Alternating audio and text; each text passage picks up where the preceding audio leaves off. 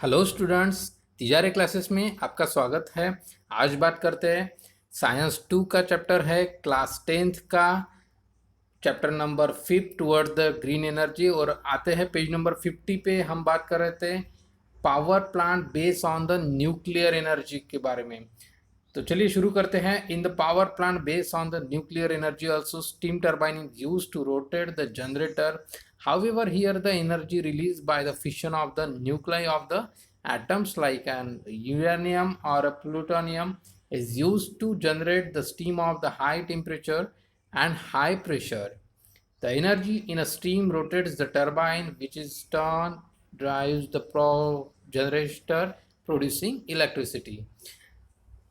तो देखिए बच्चों, हर न्यूक्लियर पावर हर प्लांट के बारे में हर पावर प्लांट के बारे में एक चीज़ आपको ध्यान में रखनी है कि हर पावर प्लांट में हमें टरबाइन को घुमाना है। उस टरबाइन को घूमने के बाद में वो जनरेटर के थ्रू इलेक्ट्रिसिटी प्रोड्यूस करता है। तो बस एक चीज़ ध्यान में रखनी है कि हमें टरबाइन घुमाने के लिए पानी गर्म करना पड़ता है, और उस पानी गर्म होने के बाद में वो भाप या वो जो पानी है वो प्रेशर से उस टरबाइन के ऊपर गिरता है। तो यहाँ पे आपको एक बात ध्यान देनी है कि टरबाइन को हमें घुमाने के लिए जो पानी गर्म करना पड़ता है वो पानी हम किस अलग अलग तरीके से गर्म कर सकते हैं, बस हमें यही देखना है most of the power plant के केस में। तो जैसे कि हमें इससे पहले पार्ट 1 में जो थर्मल पावर प्लांट दिखा था उसमें हमने देखा था कि हम लोग कोयले को जला के हीट का इस्तेमाल करके पानी को गर्म करते थे। अब power plant based on the nuclear energy में हम क्या करने वाले हैं, तो न्यूक्लियर फिशन करके जो एनर्जी तैयार होने वाली है उसी एनर्जी के ज़रिए हम लोग पानी को गर्म करने वाले हैं और हम अपना टरबाइन जो है वो घुमाएंगे। तो चलिए आगे बढ़ते हैं।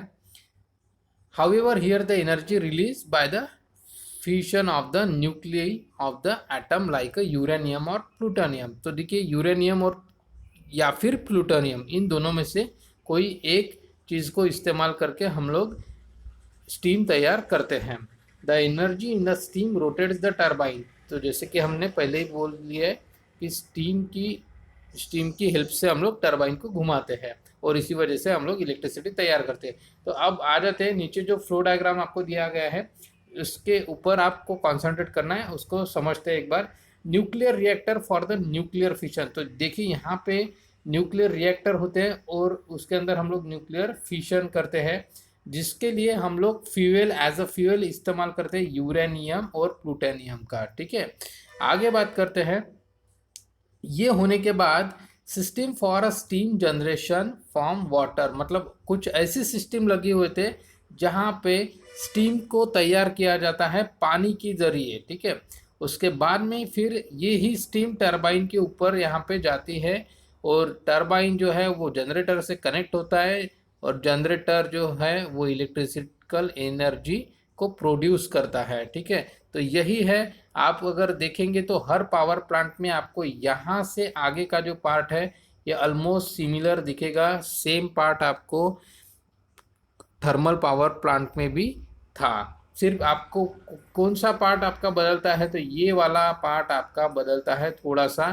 ठीक है, फर्स्ट पार्ट ये जो है वो तो पूरा का पूरा बदल देगा, सेकंड पार्ट जो है वो थोड़ा सा बदलता है। आगे बात करते हैं कि स्टीम टरबाइन के ज़रिए देखिए फिर से वही बात आती है कि जब स्टीम टरबाइन पे वो घूमता है पड़ता है, ठीक है, तो वो स्टीम फिर से ठंडी हो जाती है और उसका पानी में कन्वर्जन हो जाता है। फिर वही पानी हम लोग क्या करते हैं, एक दूसरा पाइप लगा के इस बॉयलर तक उसको वापस लेके आते ताकि हम लोग उसी पानी को बार बार इस्तेमाल कर सके। उसके बाद में जो है यहाँ पे आप देख सकते हैं कि एज अ फ्यूल हमने यूरेनियम और प्लूटोनियम को इस्तेमाल में लाया है। नीचे देखिए, दस here nuclear energy is converted into the thermal energy. Thermal energy is converted into the kinetic energy. तो ये सब पढ़ने से बेटर है कि हम लोग फ्लो चार्ट को एक बार देख लेते हैं, ज़्यादा अच्छा रहेगा वो। न्यूक्लियर एनर्जी को आप देख सकते हैं यहाँ पे थर्मल एनर्जी में कन्वर्ट किया गया है और उसी थर्मल एनर्जी को हम लोगों ने फिर काइनेटिक एनर्जी में कन्वर्ट किया गया है। उसके बाद में काइनेटिक एनर्जी मतलब देखिए ये स्टीम जो है वो फ्लो हो रही है, इसीलिए उसको हमने काइनेटिक एनर्जी का नाम दिया है। उसके बाद में आप देख सकते हैं कि ये जो स्टीम है वो टरबाइन को के ऊपर पड़ती है, ठीक है। स्टीम आ रही है मतलब वो उसके अंदर कौन सी एनर्जी है, तो वो काइनेटिक एनर्जी है, ठीक है। और उसी काइनेटिक एनर्जी की वजह से हम लोग इलेक्ट्रिकल एनर्जी को तैयार किया जाता है। आगे बात करते हैं, how does the nuclear fission take place. तो देखते हैं कि ये न्यूक्लियर फिशन होता क्या है और वो कैसे होता है। When a neutron is bombarded on the atom of the uranium 235। देखिए यूरेनियम के बहुत सारे टाइप्स होते हैं, ओके। यूरेनियम 235 है और उसके कुछ आइसोटॉप्स भी है, जैसे कि यूरेनियम 236 यूरेनियम।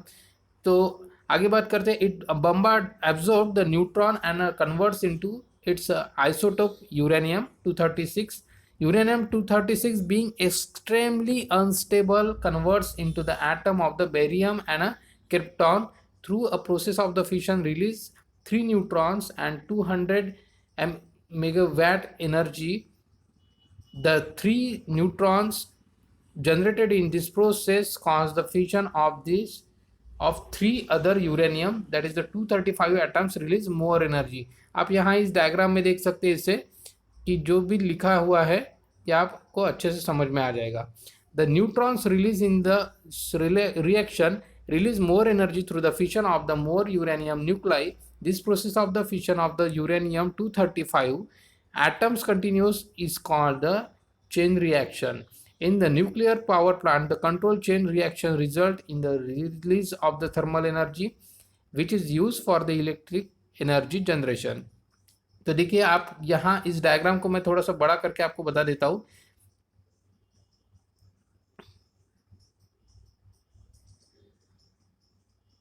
आप यहाँ देख सकते हैं कि सबसे पहले जो है यहाँ पे आपका यूरेनियम 236 है। अब ये देखिए एक दूसरे के ऊपर ये बम्बार्डिंग हो रहा है, तो उसके ज़रिए आप यहाँ पे देख सकते हैं कि एक बेरियम तैयार हो रहा है, क्रिप्टॉन तैयार हो रहा है, ठीक है। और उसी के ज़रिए आप यहाँ पे देख सकते हैं कि 3 जो एटम्स है ये अलग से तैयार हो गए। अब ये जो 3 एटम है ये फिर से एक दूसरे के ऊपर गिर जाते हैं, ठीक है, और फिर से वही प्रोसेस चालू हो जाती है, ठीक है। तो इसी को हम लोग कहते हैं कि चेन रिएक्शन यहाँ पे हो रही है। आगे बात करते हैं, और देखिए जब भी ये एक रिलीज होता है, जब भी एक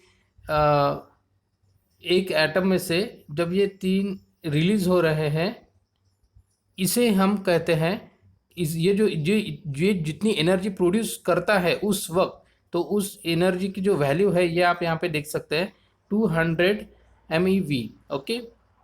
आगे बात करते हैं, इंटरनेट इज माय फ्रेंड।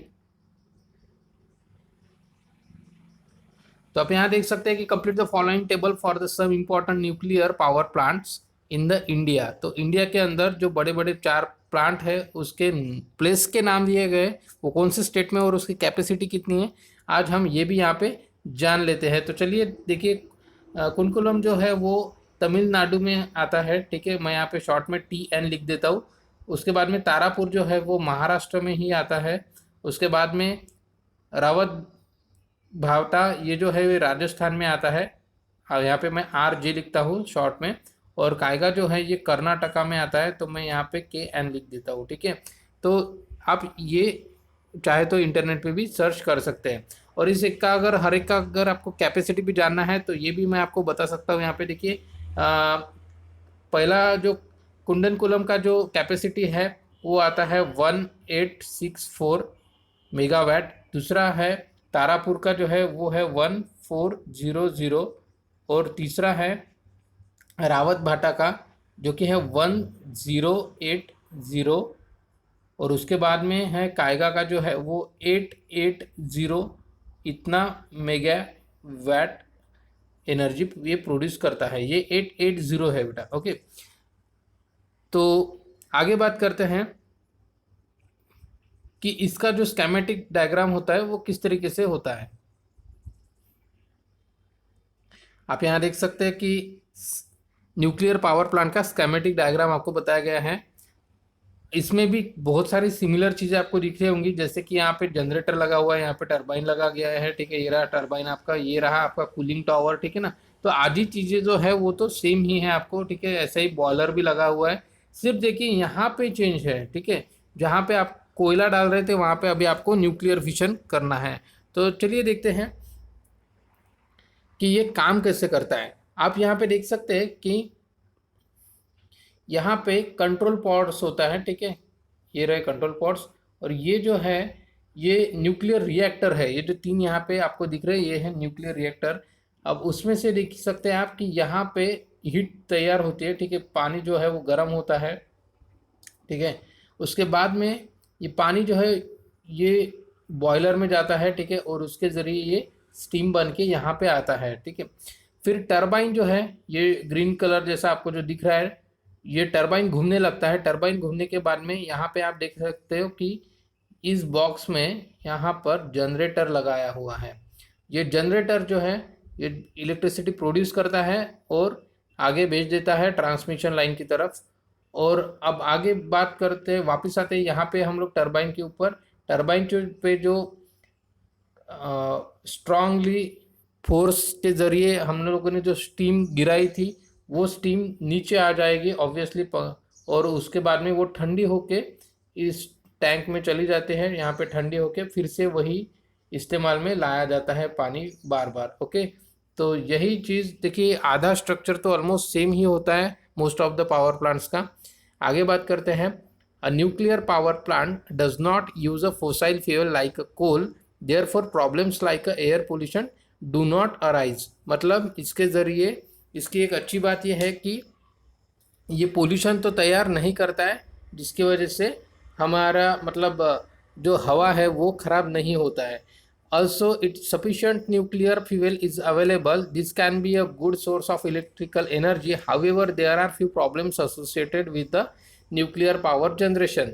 तो देखिए, वैसे तो इसका जो स्टॉक है हमारे पास में न्यूक्लियर एनर्जी के लिए जो लगता है स्टॉक एज अ फ्यूल, वो हमारे पास में काफ़ी अच्छा स्टॉक है अभी इस वक्त। ओके, कंपेरिजन अगर हम लोग कोयले से कह रहे तो अप्रॉक्सीमेटली 200 साल में हमारा अर्थ पे का जो कोयला है वो लिमिट में आ जाएगा, मतलब वो ख़त्म हो जाएगा शायद। ओके, और अगर न्यूक्लियर पावर के ज़रिए अगर हम लोग बनाते हैं तो जो न्यूक्लियर फ्यूल हमें लगेगा वो फ्यूल हमारे पास में काफ़ी मात्रा में है, हम लोग काफ़ी सालों तक उसका इस्तेमाल करते रहेंगे तो भी वो इतना जल्दी ख़त्म नहीं होगा। लेकिन उसके भी कुछ प्रॉब्लम्स है। देखिए कौन से प्रॉब्लम्स है। The product after the fission of the nuclear fuel are also radioactive and emit harmful radiation. मतलब ये बहुत ज़्यादा हार्मफुल रेडिएशंस भेजते हैं। The products are called as a nuclear waste. देखिए कोई भी जो प्रोडक्ट जो न्यूक्लियर फिशन के लिए इस्तेमाल में लाया जाता है वो बहुत ज़्यादा रेडियो एक्टिव होता है। उसके ज़रिए जो रेडिएशंस बाहर फैलते हैं उसके ज़रिए बहुत सारी बीमारियां हम इंसानों के लिए हो जाती है। चलिए आगे देखते हैं। How to dispose the nuclear waste safely is a big challenge before the scientist. मतलब हर साइंटिस्ट के लिए एक बहुत बड़ा एक चैलेंज है वो कि उस रिएक्टर को, जो रिएक्टर में से जो रेडिएशंस निकल रहे हैं उससे हम लोग कैसे बच सके। सेकेंड पॉइंट है, an accident in a nuclear power plant can be very fatal. This is because the accident में result in a release of a very harmful radiations. देखिए वैसे तो इसके न्यूक्लियर प्लांट में काफ़ी कम एक्सीडेंट्स होते हैं इस टाइप से, लेकिन बहुत ही केयरफुल इसको हैंडल करना पड़ता है। अगर थोड़ी सी भी मिस्टेक हो जाती है तो यहाँ पे बहुत ज़्यादा प्रॉब्लम हो जाती है। और अगर रेडियो एक्टिव रेज अगर फैल गए इधर उधर तो बिल्कुल आप समझ लीजिए कि उस एरिया में, बड़े से एरिया में जितने भी लोग रह रहे हैं उनके लाइफ पे और आने वाली जनरेशन पे भी बहुत ज़्यादा भयंकर इफेक्ट उन्हें सहना पड़ेगा। जैसे कि ये सीधा असर करता है आपके जेनेटिक्स पे। जैसे कि आपने सुना होगा कि डीएनए वगैरह जो है वो डीएनए पे आपके बॉडी में जाके वो आपके डीएनए पे ही डायरेक्ट असर करता है। तो जो आपके आने वाली जो जनरेशन्स होती है उनको बहुत ही भयंकर बीमारियां हो सकती है। जैसे कि इवन आप देख सकते हैं कि जिस एरिया में ऐसे टाइप के पावर प्लांट है उस एरिया के 3 से 4 साल के उम्र के बच्चों को भी कैंसर हो चुके हैं। या फिर जो बच्चे मतलब जन्म ले रहे हैं वो भी कुछ अपाहिज जन्म ले रहे हैं, या फिर उनका जो मेंटल बैलेंस होता है वो प्रॉपर ठीक से नहीं हो रहा होता है। ठीक है, तो ये सारी प्रॉब्लम्स हमें यहाँ पे रेडियो एक्टिव की वजह से प्रॉब्लम फेस करनी पड़ती है। आपको कुछ कंपेयर भी करने के लिए यहाँ पे क्या गया है कि observe the schematic of a thermal power plant and nuclear plant. तो मैं आपसे ये जरूर कहूँगा कि ज़रूर इसको आप एक बार कंपैरिजन कीजिए। कंपैरिजन करने से फ़ायदा ये होगा कि आपको दोनों के दोनों डायग्राम जो है वो ध्यान में भी रहेंगे, और ये बिल्कुल इम्पोर्टेंट है, पेपर में आ सकते हैं बेटा। तो चलिए यहाँ पे हम लोग अभी स्टॉप करते हैं और आगे देखते हैं पेज नंबर 52 पे, power generation plant based on the energy of the natural gas. तो ये वाला पार्ट आपको देखने के लिए पार्ट 3 इसी चैप्टर का आपको देखना पड़ेगा। तो चलिए बाय बाय बच्चों। मैं चाहूँगा कि आप मेरा चैनल जो है वो सब्सक्राइब कीजिए, लाइक कीजिए और ज़्यादा से ज़्यादा आपके फ्रेंड्स के साथ में शेयर कीजिए। थैंक यू बेटा, बाय बाय।